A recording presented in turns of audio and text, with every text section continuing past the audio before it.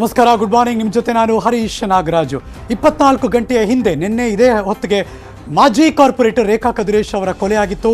ಇದೀಗ ಕಿಮ್ಸ್ನಿಂದ ರೇಖಾ ಕದಿರೇಶ್ ಅವರ ಶವವನ್ನು ಹಸ್ತಾಂತರ ಮಾಡಿರುವ ಸುದ್ದಿ ಬರ್ತಾ ಇದೆ. ರೇಖಾ ಕದಿರೇಶ್ ಮನೆ ಹತ್ರ ಅಂತಿಮ ದರ್ಶನ ಪಡೆಯೋದಕ್ಕೆ ಕುಟುಂಬಸ್ಥರು, ಬೆಂಬಲಿಗರು ನೆರೆದಿದ್ದಾರೆ. Breaking news.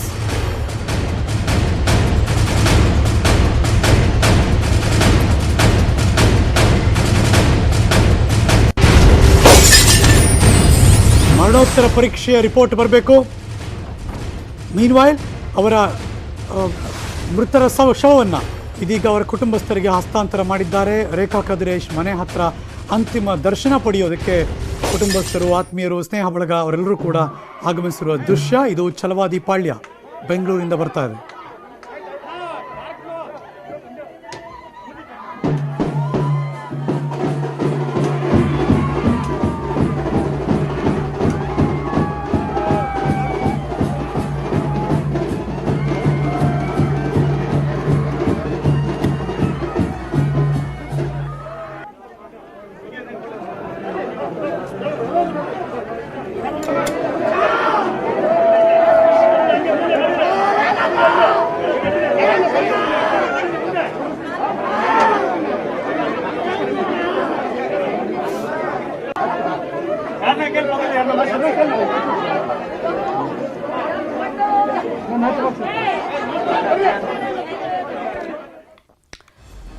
ರೇಖಾ ಕದಿರೇಶ್ ಅವರ ಕೊಲೆ ಪ್ರಕರಣ ಪೊಲೀಸರಿಂದ ಓರ್ವ ಆರೋಪಿ ಈಗ ವಶಕ್ಕೆ ಪಡ್ಕೊಂಡಿದ್ದಾರೆ.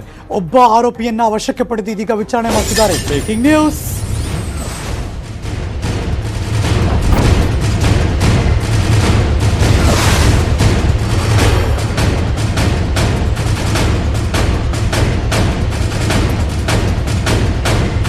ಸಸ್ಪೆಕ್ಟ್ ಅಲ್ಲಿ 3-4 ಜನ ಇದ್ರು. ಫೈನಲಿ 24 ಗಂಟೆ ಕಳೆಯುವಷ್ಟೊತ್ತಿಗೆ ಓರ್ವ ವ್ಯಕ್ತಿಯನ್ನ ಅರೆಸ್ಟ್ ಮಾಡಿದ್ದಾರೆ ಅಂತ ಸುದ್ದಿ ಸಿಗ್ತಾ ಇದೆ. ಹೊಸೂರು ರಸ್ತೆಯ ಹುಸ್ಕೂರು ಹತ್ರ ಆರೋಪಿಯನ್ನ ಅರೆಸ್ಟ್ ಮಾಡಿದ್ದಾರಂತೆ. 3 ಪೈಕಿ 2 ಎಸ್ಕೇಪ್ ಆಗಿದ್ದಾರೆ. ಒಬ್ಬನನ್ನ ಸೆರೆ ಸಿಕ್ಕಿದ್ದಾನೆ. ಮಧ್ಯಾಹ್ನದೊಳಗೆ ಉಳಿದವರನ್ನ ಬಂಧಿಸುವ ವಿಶ್ವಾಸ ಇದೆ. ಒಬ್ಬ ಸಿಕ್ಕಿದ್ಮೇಲೆ ಮುಗೀತು. ಸ್ಕೆಚ್ ಏನು, ಪ್ಲಾನ್ ಏನು ಅಂತ ಗೊತ್ತಾಗುತ್ತಲ್ಲ. ಕೊಲೆ ಮಾಡಿದ ಮೇಲೆ ಆಟೋದಲ್ಲಿ ಹೋಗಿದ್ರು ಆರೋಪಿಗಳು. ಹುಸ್ಕೂರು ಹತ್ರ ತಲೆಮರೆಸಿಕೊಂಡಿದ್ದ ಆರೋಪಿ ಖಚಿತ ಮಾಹಿತಿಯನ್ನು ಆಧರಿಸಿ ದಾಳಿ ಮಾಡಿದ್ರು ಪೊಲೀಸರು. ಒಬ್ಬನನ್ನು ಅರೆಸ್ಟ್ ಮಾಡಿದ್ದಾರೆ. 3 ಜನರಲ್ಲಿ ಯಾರು ಸಿಕ್ಕಿದ್ದಾನೆ, ಹೇಗೆ ಸಿಕ್ಕಿದ, ಒಂದಷ್ಟು ವಿಷಯ ಗೊತ್ತಾಗಬೇಕು ಅಷ್ಟೇ. ಬಟ್ 24 ಗಂಟೆಯಲ್ಲಿ ಒಬ್ಬನನ್ನು ಅರೆಸ್ಟ್ ಮಾಡಿದ್ದಾರೆ ಪೊಲೀಸರು. ಈ ಎಲ್ಲ ಬೆಳವಣಿಗೆಗಳ ಬಗ್ಗೆ ಮತ್ತಷ್ಟು ಮಾಹಿತಿಯನ್ನು ಕೊಡೋದಕ್ಕೆ ನನ್ನ ಸಹೋದ್ಯೋಗಿ ಕ್ರೈಮ್ ಬ್ಯೂರೋ ಇಂದ ಮಂಜುನಾಥ್ ನೇರ ಸಂಪರ್ಕದಲ್ಲಿ ಜಾಯಿನ್ ಆಗ್ತಿದ್ದಾರೆ. Good morning Manjunath. 24 ಗಂಟೆ ಕಳೀತಾ ಬಂತು, ಒಬ್ಬ ಸಿಕ್ಕಿದ್ದಾನೆ ಅಂತ ಗೊತ್ತಾಯ್ತು. ಯಾರಾತ, ಹೇಗೆ ಸಿಕ್ಕಿದ?